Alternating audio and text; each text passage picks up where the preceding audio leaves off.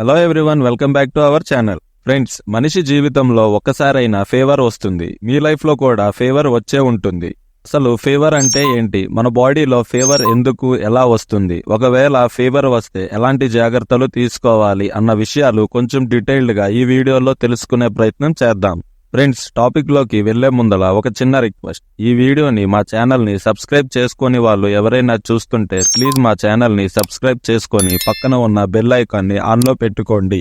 మీ support ని మా channel కి ఇవ్వటం వల్ల ఇంకా ఎన్నో ఇంట్రెస్టింగ్ విషయాలని మీ ముందుకు తీసుకొని రావడానికి మాకు హెల్ప్ అవుతుంది. ఇంకా లేట్ చేయకుండా టాపిక్ లోకి వెళ్ళిపోదాం.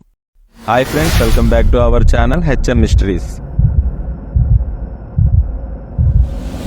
ముందల ఫీవర్ అంటే ఏంటో తెలుసుకుందాం. మన బాడీ టెంపరేచర్ నార్మల్ కన్నా ఎక్కువగా ఉంటే దాన్ని మనం ఫీవర్ గా భావిస్తాం. నార్మల్ గా మన బాడీ టెంపరేచర్ 37 డిగ్రీస్ సెల్సియస్ లేదా 98.6 డిగ్రీస్ ఫారెన్ హీట్ ఉంటుంది. ఈ టెంపరేచర్ కన్నా ఎక్కువ హీట్ గనక మన బాడీలో ఉంటే మనకి ఫీవర్ వచ్చింది అని అర్థం. చాలా మంది ఫీవర్ అంటే ఒక డిసీజ్ అని అనుకుంటారు. వాస్తవానికి ఫీవర్ అనేది డిసీజ్ కాదు, నిజానికి ఇది ఒక సింప్టమ్. ఇంకొంచెం డీటెయిల్డ్ గా అర్థం కావాలి అంటే మన బాడీలో ఏదైనా బ్యాక్టీరియా లేదా ఇన్ఫెక్షన్ వంటివి చేరితే బాడీలో ఉన్న వైట్ బ్లడ్ సెల్స్ వెంటనే రియాక్ట్ అయ్యి వాటిని క్యూర్ చేయడానికి ప్రయత్నిస్తాయి. ఆ సమయంలో బాడీ టెంపరేచర్ పెరుగుతుంది. అది ఒక సింప్టమ్. బాడీలో ఏదో తప్పు జరిగింది, నేను దానిపై పనిచేస్తున్నా అని ఒక సిగ్నల్ ని పంపిస్తుంది. అంటే బాడీలో న్యాచురల్ డిఫెన్స్ మెకానిజం అని అనుకోండి. బ్యాక్టీరియా, వైరస్ లేదా వేరే డిసీజెస్ ఏమైనా మన బాడీలోకి ఎంటర్ అవ్వగానే మన బాడీలో ఉన్న ఇమ్యూనిటీ సిస్టమ్ వెంటనే రియాక్ట్ అవుతుంది. మన బ్రెయిన్ లో ఉన్న హైపోథాలమస్ బాడీ టెంపరేచర్ ని కంట్రోల్ చేస్తుంది. మన బాడీలోకి బ్యాక్టీరియా ఎంటర్ అయినప్పుడు ఈ హైపోథాలమస్ బాడీ టెంపరేచర్ ని పెంచుతుంది. ఎందుకంటే చాలా వరకు virus and bacteria high temperature లో జీవించలేవు. బాడీలోకి ఎంటర్ అయిన బ్యాక్టీరియాని చంపటం కోసం లేదా ఆ బ్యాక్టీరియా పెరగకుండా ఉండటం కోసం హైపోథాలమస్ బాడీ టెంపరేచర్ ని పెంచుతుంది. కానీ ఫీవర్ అనేది ఇన్ఫెక్షన్లతో పోరాడటం వల్ల వచ్చేది కాదు. ఫీవర్ రావటానికి ఇంకా కొన్ని రీజన్స్ ఉన్నాయి. మన ఒంట్లో వేడి పెరిగినా, బాగా అలిసిపోయినా బాడీ టెంపరేచర్ పెరిగే అవకాశం ఉంది. ఒక్కొక్కసారి ఏ కారణం లేకుండా కూడా బాడీ టెంపరేచర్ పెరుగుతుంది. దానిని డాక్టర్లు ఫీవర్ ఆఫ్ అన్నోన్ ఆరిజిన్ లేదా నార్మల్ ఫీవర్ అని పిలుస్తారు. ఫీవర్ లో మనం కొంచెం అన్కంఫర్టబుల్ గా ఉంటాము. ఎగ్జాంపుల్, బాగా చలి వేస్తుంది, బాడీ పెయిన్స్ వస్తాయి, నీరసంగా, చిరాగ్గా, తలనొప్పిగా ఉంటుంది. కానీ ఈ సిమ్టమ్స్ అన్ని బాడీలో ఉన్న బ్యాక్టీరియాని చంపి మళ్ళీ బాడీని రీసెట్ అవుతుంది అని అర్థం. అసలు మనకి ఫీవర్ వస్తే ఎప్పుడు కంగారు పడాలి? పెద్దవాళ్ళు 101 లేదా 102 డిగ్రీస్ టెంపరేచర్ ఉంటే కంపల్సరీ డాక్టర్ ని కన్సల్ట్ చేయాలి. అదే చిన్నపిల్లలకి అయితే వాళ్ళ ఏజ్ మీద డిపెండ్ అయి ఉంటుంది. చిన్నపిల్లల బాడీ ఎప్పుడు ఎలా ఉంటుందో తెలియదు. అందుకనే పిల్లల బాడీలో ఏ చిన్న తేడా కనిపించినా డాక్టర్ల దగ్గరికి వెళ్లటం మంచిది.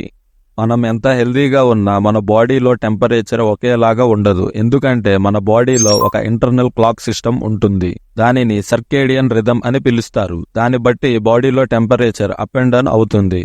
మన బాడీలో టెంపరేచర్ మార్నింగ్ తక్కువగా, ఈవినింగ్ పూట ఎక్కువగా ఉంటుంది. అసలు మన బాడీలోకి బ్యాక్టీరియా ఎలా వస్తుందో తెలుసుకుందాం.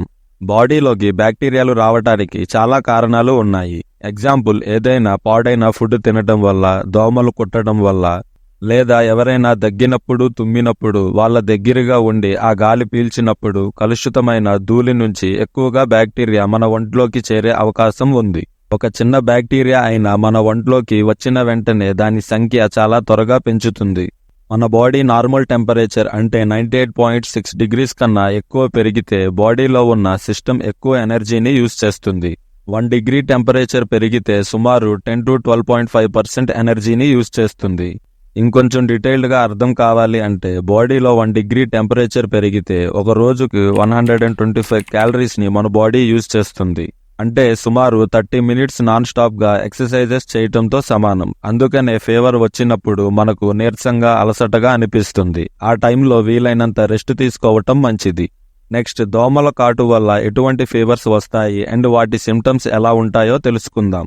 దోమల కాటు వల్ల మనకి మెయిన్ గా 3 ఇన్ఫెక్షన్లు వచ్చే అవకాశం ఉంది. అవి dengue, malaria and yellow fever.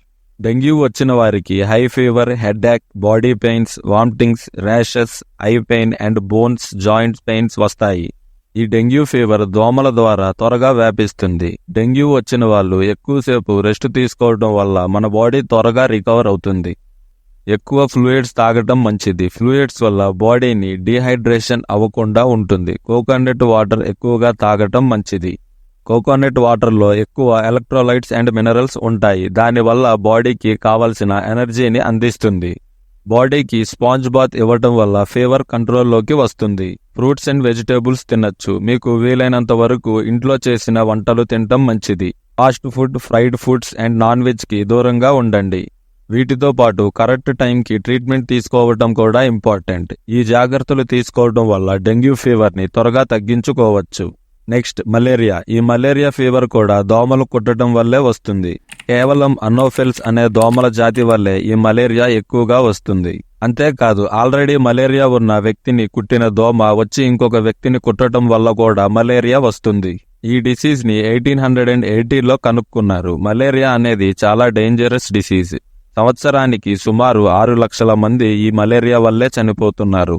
అంటే ఈ డిసీజ్ ఎంత డేంజరో ఒక్కసారి ఆలోచించండి. అనోఫిలస్ అనే దోమలు మనల్ని కుట్టినప్పుడు మలేరియా పారాసైట్ అనే బ్యాక్టీరియాని మన బాడీలోకి రిలీజ్ చేస్తుంది. ఆ బ్యాక్టీరియా మన బాడీలో ఉన్న లివర్ దగ్గరికి చేరి కొన్ని వేల సంఖ్యలో పెరుగుతాయి. తరువాత బాడీలో ప్రవహిస్తున్న రెడ్ బ్లడ్ సెల్స్ లో కలిసి మన ఇమ్యూనిటీ సిస్టమ్ ని తగ్గిస్తుంది. దాంతో రెడ్ బ్లడ్ సెల్స్ కౌంట్ తగ్గిపోతుంది. అప్పుడు మనకు ఫీవర్ రావటం జరుగుతుంది. ఈ ప్రాసెస్ జరగడానికి మినిమం 1 వీక్ టైం పడుతుంది. మనకి మలేరియా వచ్చింది అని తెలిసిన వెంటనే డాక్టర్ని కన్సల్ట్ అయి సరైన ట్రీట్మెంట్ స్టార్ట్ చేయటం మంచిది. నెక్స్ట్, జాండీస్ లేదా కామెర్లు. ఈ డిసీజ్ కూడా చాలా ప్రమాదకరం. ఈ ఫీవర్ వచ్చినప్పుడు మన లివర్ డ్యామేజ్ అవుతుంది అండ్ బాడీలో ప్రవహించే రెడ్ బ్లడ్ సెల్స్ కౌంట్ తగ్గిపోతుంది. దానివల్ల చలి, జ్వరం, stomach pain, vomiting and body వీక్గా అవుతుంది. నడుము నొప్పి, పొత్తు కడుపు నొప్పి వస్తుంది. అలాంటి సమయంలో వెంటనే డాక్టర్ని కన్సల్ట్ అవ్వటం మంచిది. జాండీస్లో వీలైనంత తక్కువ ఫుడ్ తీసుకోవటం మంచిది. ఎక్కువ antioxidants, vitamins and minerals ఉన్న ఫ్రూట్స్ తినటం మంచిది. Example, apples, strawberries, blueberries, red grapes, cherries, oranges, guava. ఈ ఫ్రూట్స్ లో బాడీకి కావలసిన విటమిన్స్, మినరల్స్ ని అందిస్తుంది. ఫ్రెండ్స్, ఈ డిసీజెస్ అన్ని రావడానికి మెయిన్ రీజన్ దోమలు. మనం నివసిస్తున్న చుట్టుపక్కన శుభ్రంగా ఉంచుకుంటే ఈ దోమలు రాకుండా ఉంటాయి.